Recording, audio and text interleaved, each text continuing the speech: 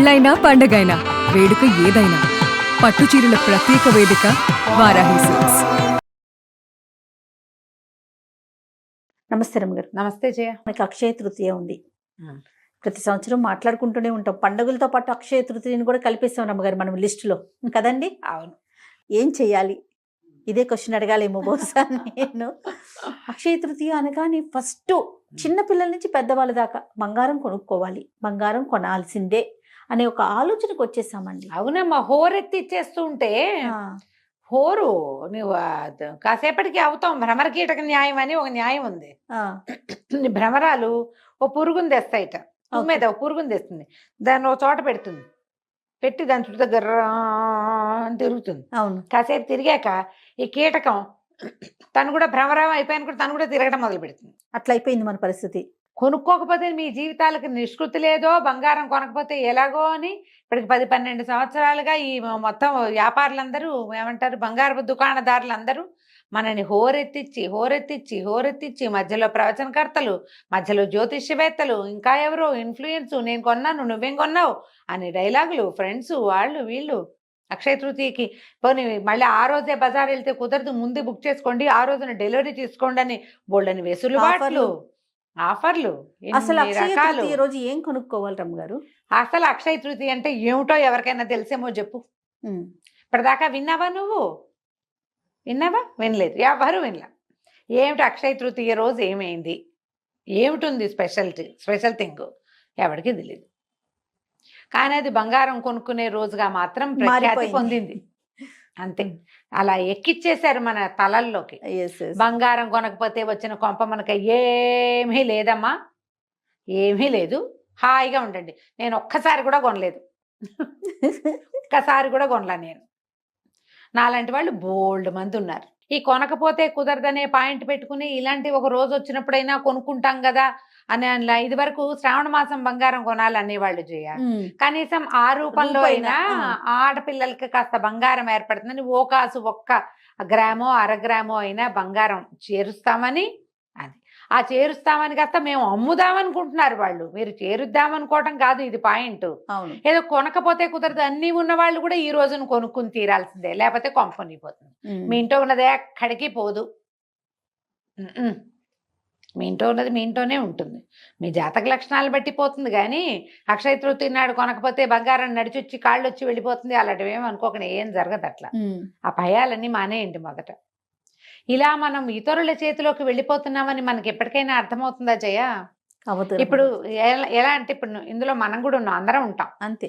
ఏదో ఒకటి బాగుంది, ఇది బాగుంది బాగుంది బాగుంది అని చెప్తాం. విన్న వాళ్ళంతా ఇప్పుడు మనం ఏదో చీరలు చూపించాం పోతారు, కొనుక్కుంటారు. అంతే. కొనుక్కోపోతే కుదరదనే పాయింట్ ఉండకూడదు అంటా నేను అందులో. నువ్వు చీరలు చూపించు, నగలు చూపించు, నీకు అవసరం ఉంటేనే చెయ్యి అంటారు. నచ్చితే కొనుక్కో, అవసరం పోనీ కావాలంటే కొనుక్కో. అది ఈ రోజున కొనకపోతే నీకు కుదరదనే పాయింట్ లేదు, అసలు అది లేదు. ఈ రోజున పరశురామ జయంతి, పరశురాముడు పుట్టాడు అక్షయ తృతీయ రోజు. ఈ నార్త్ ఇండియాలో ఇంకా చాలా విషయాలు చెప్తారు. ఈ అక్షయ తృతీయ రోజునే పాండవులకి సూర్య భగవానుడు అక్షయ పాత్ర ఇచ్చాడు. ఆ అక్షయ పాత్రతోటే వాళ్ళు వనవాసంలో ఉన్న నాళ్ళు భోజనం చేశారు. వచ్చిన వాళ్ళందరికీ భోజనం పెట్టారు. దాని మీద ఒక కథ చెప్తారు కదా, దూర్వాస మహాముని వచ్చాడు, భోజనానికి వస్తామన్నాడు. అప్పుడేమీ ఆహారం లేదు, ఏం చేయాలి, పాత్ర తుడిచి ఆవిడ తిని పాత్ర తుడిచాక ఇంకా మళ్ళీ అందులో నుంచి పుట్టదు. అప్పుడు కృష్ణ పరమాత్మ వచ్చి ఏదైనా తడి ఒక మెతుకైనా ఉందేమో చూద్దామంటే ఒక చిన్న ఎండిపోయిన ఆకో మెతుకో ఉంటే అది తీసి ఆయన నోట్లో వేసుకుని సర్వభూత శాంతి చేశాడు. దాంతో ఆహారం కోసం అలమటిస్తూ వచ్చిన దూర్వాసుడు తదితరులందరికీ పొట్ట నిండిపోయింది. తేన్పులు తీస్తూ వెళ్ళిపోయారు. వాళ్ళ పొట్ట నిండిపోయింది కాబట్టి, భగవంతుడు తిన్నాడు కాబట్టి అందరి పొట్ట నిండిపోయిందని. ఆ అక్షయ పాత్ర ఈ రోజున ఇవ్వబడిందని ఒక కథ. ఓకే, అయిందా? ఇంకా చెప్దాం. వ్యాస భగవానుడు మహాభారతం రాయదలుచుకున్నప్పుడు వినాయకుడిని ఘంటం పట్టమని అడిగాడు. విఘ్నేశ్వరుడే ఘంటం పట్టి రాశాడు. ఆ ఘంటం పట్టి మొదట మహాభారతాన్ని స్టార్ట్ చేసిన రోజు అక్షయ తృతీయ అని ఒక కథనం ఉంది. ఇంకా ఉన్నాయి కథలు, ఇంకో కథ చెప్తాం. మన కుచేలుడు శ్రీకృష్ణ పరమాత్మని దర్శించడానికి వెళ్ళాడు. తన ఇంట్లో నుంచి గుప్పెడు ముక్కిపోయిన పాత అటుకులు పట్టుకెళ్ళాడు. చిన్నప్పుడు ఆ కృష్ణుడికి పెట్టాల్సిన అటుకులు తను తినేసాడని ఆ అటుకులు తెచ్చి రుణం తీర్చుకున్నాడని కథ చెప్పుకుంటారు. అవునో కాదో అవన్నీ పుట్టినాయి కథలు. ఓకే. ఈ అటుకులు తీసుకుని కుచేలుణ్ణి అనుగ్రహించిన రోజు అక్షయ తృతీయ, వైశాఖ శుద్ధ తదియ అని చెప్తారు. ఎన్ని కథలు ఎన్ని ఉన్నాయి. కథలు ఉన్నాయి రమ్మగారు. ఏ కథ అయినా మనం చెప్పుకుంటామా, తెలుసుకుంటామా? బంగారం కొనే కథ మాత్రమే తెలుసుకుంటున్నాం. ఈ రోజు చాలా మంచిది, విశేషమైనది. అసలు బేసిక్గా వైశాఖ మాసమే దానానికి మంచి కాలం.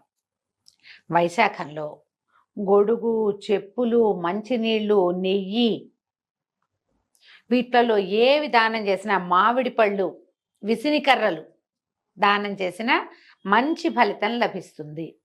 ఫలితం అంటే అదేమిటో వచ్చి మీకు పడిపోతుంది అనుకోద్దు, మంచిది. ఎండాకాలం కదా, అవును. ఇప్పుడు మంచినీళ్ళ నీటి కుండ, మంచినీళ్ళ చెంబు నిండా నీళ్లు పోసి ఇవ్వటం, జలపాత్ర దానం చేయటం విశేషము. ఇందులో కొనుక్కోవటం పాయింట్ లేదు, ఇచ్చే పాయింట్ ఉంది. దానం అంటే కొనుక్కునేది కాదుగా, ఇచ్చేది కదా. మంచినీళ్ళు కుండ ఎవరికైనా ఇవ్వాలనుకున్నారు, పని మంచిగా ఒక కుండ కొని పెట్టండి. ఈ రోజున ఒక చుక్క నీళ్ళు పోసి చేతిలో పెట్టండి, పనిచేస్తుంది. బ్రాహ్మడికే దానం చేయాలని లేదు, ఎవరికైనా చెప్పులు కొనిపెట్టచ్చు. ఇప్పుడు ఇందులో విద్యాదానానికి అవకాశం కూడా ఉంది. ఈ వైశాఖంలో వైశాఖ శుద్ధ తది నాడు ఎవరికైనా ఫీజులు కట్టచ్చు, ఎవరికైనా విద్య చదువుకునేందుకు అవకాశం ఇప్పించవచ్చు, స్కాలర్షిప్ ఇవ్వచ్చు, నేను చదివిస్తానని మాట ఇవ్వచ్చు. ఎవరికైనా పాఠం నేను ఇవాళ నుంచి స్టార్ట్ అని 30వ తారీఖు పాఠం మొదలు పెట్టచ్చు. సూపర్. వీటన్నిటికీ మంచిది. దీంతో పాటు వ్యాపారానికి అనువైన రోజు ఇది. కొత్తగా ప్రారంభించే మీరు ప్రారంభించవచ్చు, ఏదైనా కొత్త వస్తువు కొనుక్కోవచ్చు మీ దగ్గర లేనిది. ఉండి మన దగ్గర చాలా మూలుగుతుంటే బంగారం మళ్ళీ కొనుక్కోవాల్సిన పని లేదు. మీకు అవకాశం ఉంటే కొనుక్కోవచ్చు, దానికోసం అప్పులు చేయక్కర్లేదు, ఇళ్లలో గొడవలు పడక్కర్లేదు. పిల్ల పెళ్ళి జ్యేష్ఠంలో ఉంది, వైశాఖంలో స్టార్ట్ చేస్తే తృతీయ నాడు మొదలుపెట్టి కొనుక్కోండి, మంచిది. ఓకే. అంతేగాని ఈ రోజున కొనుక్కోపోతే నిష్కృతి లేదనేది పాయింట్ మాత్రం అయితే లేదు. ఈ పర్టికులర్ రోజున మీరు ఆహార దానం కూడా చాలా మంచిది. ఇవన్నీ ఇచ్చేవే కానీ తెచ్చుకునేవైతే కాదు. మీరు తృతీయ నాడు మంచిది, ఏదైనా వస్తువు కొనుక్కుంటే మంచిది అంటే బంగారమే కాదు, మీకు ఇంట్లో ఉపయోగపడే ఏ వస్తువైనా కొనుక్కోవచ్చు. మీరు మంచినీళ్ళు కుండ కొనుక్కోవచ్చు, ఓ స్టీల్ గిన్నె కొనుక్కోవచ్చు, ఓ జత బట్టలు కొనుక్కోవచ్చు, ఎవరికైనా ఓ జత బట్టలు కొనిపెట్టచ్చు. ఒట్టి బంగారపు కొట్లనే మనం ఎందుకు ఉద్ధరిస్తున్నాం? అంత లేదు మరి. మీరు చేయదలుచుకుంటే చేసుకోండి, కానీ చేయకపోతే కుదరదనే పాయింట్ అసలు లేనే లేదు. ఓకే. ఆల్రెడీ మన దగ్గర చాలా ఉంది. ఈరోజు మంచి రోజు కాబట్టి ఏదో కొంటున్నామంటే మంచి రోజు కదా, ఎవరికైనా సహాయం చేయొచ్చుగా, ఎవరికైనా కావాల్సింది కొనిపెట్టచ్చు కదా. ఎంత సంతోషాన్ని ఇస్తుందమ్మా అది. అక్షయ తృతీయ రోజున ఏం మంచి పేరు చేశామో సోషల్ మీడియాలో పెట్టండి అమ్మా, ఇన్ఫ్లుయెన్స్ అంతాను ఇవాళ ఈ మంచి పని చేస్తున్నామని. ఇవాళ అక్షయ తృతీయ, ఇవాళ చాలా మంచి రోజు, నేను వీళ్ళకి ఇది ఇచ్చాను అంతే. మా ఇంటి దగ్గర ఎవరో ఉన్నారు పాపం, వాళ్ళు పేదవాళ్ళు, చెప్పులు గిప్పులు బాగా కొనుక్కోలేరు, ఇంటికి 10కి చెప్పులు కొని పెట్టండి, అలాంటివి చేయండి అమ్మా. బంగారం కొనుక్కుంటే కొనుక్కోండి మీ ఓపిక. అది కొనుక్కోపోతే కుదరదనే భావాలని మాత్రం దయచేసి పెంపొందించుకోవద్దు, పెంపొందించద్దు కూడా. మంచి పని చేయండి. ప్రతి పర్వదినము మంచి పని చేయటం కోసం చెప్పబడింది. దీంట్లో భగవద్ ధ్యానం, లక్ష్మీ పూజ చేసుకోవచ్చు, విష్ణు పూజ చేసుకోవచ్చు, శివారాధన చేసుకోవచ్చు, ఏ ఆరాధన కుదిరితే ఆ ఆరాధన చేసుకోవచ్చు. రోజు చేసుకునే పూజ ఇంకొంచెం చక్కగా పాయసం చేసి నివేదన చేయండి. పప్పులో పెసరపప్పు ఏదో ఈ కాలానికి ఎండాకాలం కదా, పెసరపప్పు కొని తలా ఒక 1 కేజీ ఇవ్వండి పని వాళ్ళకో ఎవరో ఒకళ్ళకి. ఎవరికైనా చక్కగా స్వయం పాకం ఇచ్చుకోండి, బ్రాహ్మణులకి ఇస్తే మంచిదని మీకు నమ్మకం ఉంటే అలానే చేయండి. చక్కగా స్వయం పాకం ఇవ్వండి, ఎంతో బాగుంటుంది. ఎవరికైనా హెల్ప్ అవసరము, చదువుకునే పిల్లలు ఉన్నారు, లేదా ఏదైనా ట్రస్ట్ వాళ్ళు పిల్లల్ని చదివిస్తారు, వాళ్ళకే ఇవ్వండి. ఈ రోజున అక్షయ తృతీయ రోజున ఇవ్వదలుచుకున్నాను నేను దానం, చక్కగా డబ్బులు పంపించేయండి, హ్యాపీగా ఉంటుంది. మీ వల్ల ఇంకొకళ్ళు బాగుపడతారు కూడా. ఎందుకు ఈ బంగారపు నిల్వలు, పైగా ఇప్పుడు 1,00,000 రూపాయల దాకా పోయినట్టుంది గోల్డ్. కొనుక్కోవాలి, మనకు అవసరమే, పాయింటే. కాకపోతే కొనుక్కోపోతే కుదరదనే ధోరణి ఎందుకు అంటా నేను, అది కదా. ఇలా ఆలోచించండి దయచేసి. అక్షయ తృతీయ ఈ నెల 30వ తారీఖు, తృతీయ చాలా మంచి రోజు. ఈ రోజున ఏదైనా మంచి పని చేస్తే అది ఎక్కువ అవుతుంది. ఈ బంగారం అటువైపు- కొనుక్కునేది ఎందుకు?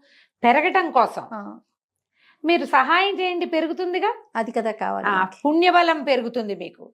మీ పుణ్యబలాన్ని పెంచుకోండి. అదైతే మనతో పాటు మన వెనకాల వస్తుంది. బంగారాలు రావు, మన వెనకాల జనాలు పంచుకుంటారు వాటిని. ఉమ్. అది పంచుకోబడుతూ ఉంటుంది కదా.